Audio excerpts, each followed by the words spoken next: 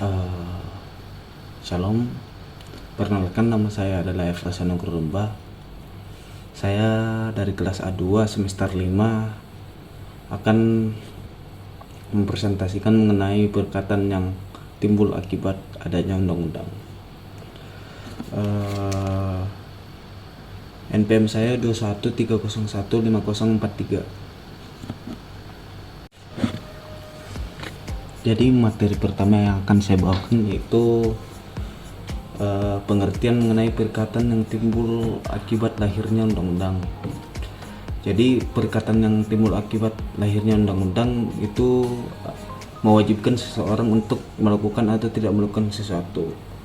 Perkataan ini tidak timbul dari perjanjian antara para pihak, akan tetapi timbul langsung berdasarkan undang-undang yang berlaku. Dan dasar hukumnya tercantum di dalam pasal 1320 Kitab Undang-Undang Hukum Perdata atau biasa kita singkat dengan KUH Perdata. Pasal tersebut menyatakan bahwa setiap perkataan yang menyebabkan kerugian kepada pihak ketiga atau bertentangan dengan undang-undang akan dibatalkan atau biasa kita sebut dengan batal demi hukum. Jadi di dalam sebuah perkataan ada yang kita sebut sebagai perjanjian. Perjanjian adalah sebuah perkataan yang mempunyai konsekuensi hukum yang mengikat para pihak yang terlibat di dalamnya. Berikutnya adalah jenis-jenis perjanjian. Yang pertama itu adalah berdasarkan hak dan kewajiban para pihak. Di dalam jenis yang pertama ini ada dua pembahasan yang bisa kita bahas. Yang pertama itu perjanjian sepihak, yang kedua itu perjanjian timbal balik.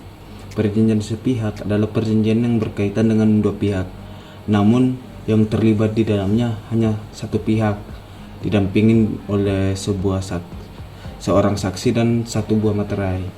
Yang kedua itu perjanjian timbal balik. Perjanjian timbal balik ini menimbulkan kewajiban pokok bagi yang terlibat di dalamnya.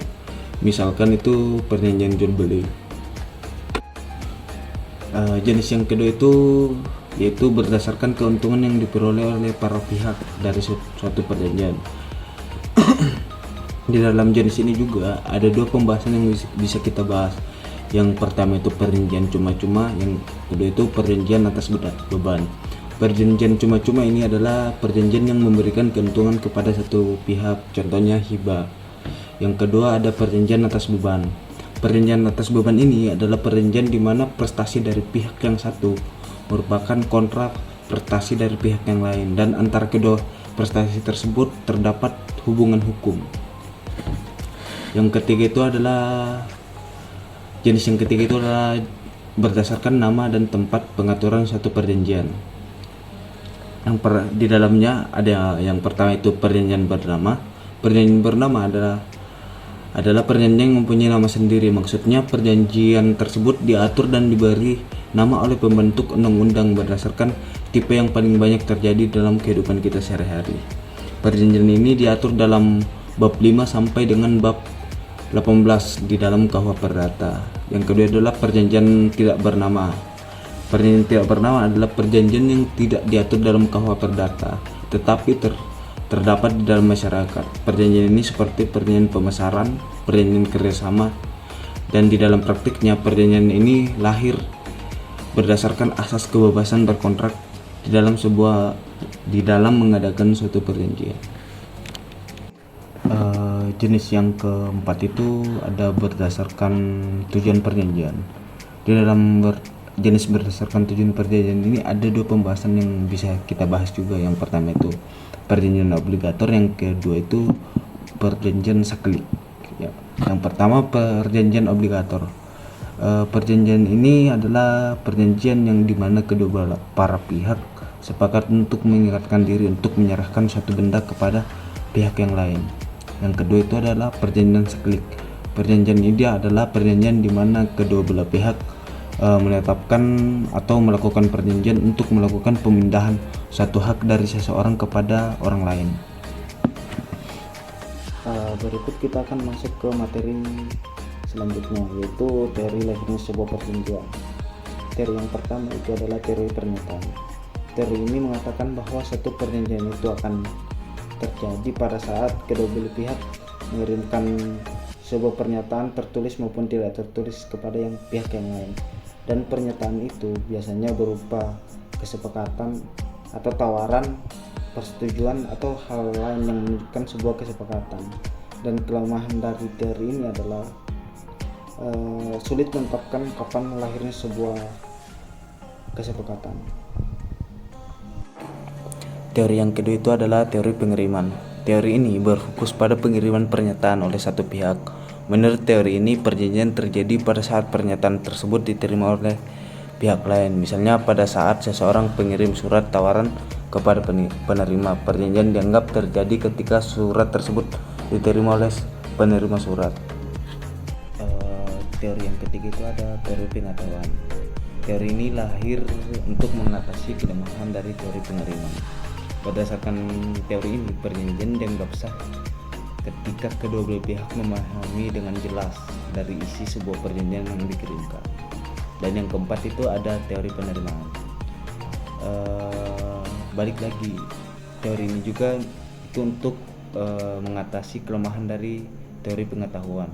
Menurut teori ini, perjanjian terjadi ketika penerima secara eksplisit menyetujui dan menerima tawaran yang diajukan oleh pihak yang pertama tadi mengirimkan sebuah perjanjian itu, mau itu tertulis maupun tidak tertulis.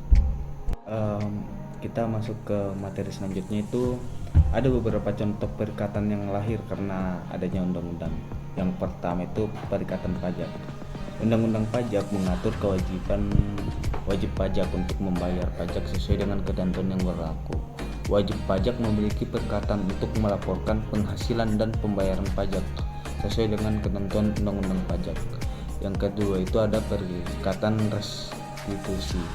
Dalam kasus tertentu, undang-undang bisa menentukan kewajiban seseorang untuk mengembalikan atau mengganti nilai harta benda kepada pihak lain yang telah dirugikan. Misalnya dalam kasus penganiayaan atau pencurian, undang-undang mengatur kewajiban pelaku untuk mengganti kerugian kepada korban. Contoh yang ketiga itu adalah perikatan tanggungan. Undang-undang bisa mengatur kewajiban seseorang untuk menanggung hutang atau tanggungan yang timbul dari perbuatan orang lain.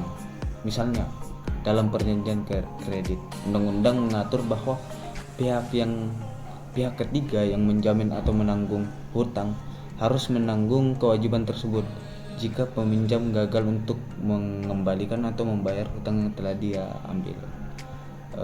Terus contoh yang terakhir itu ada perikatan pemulangan barang temuan.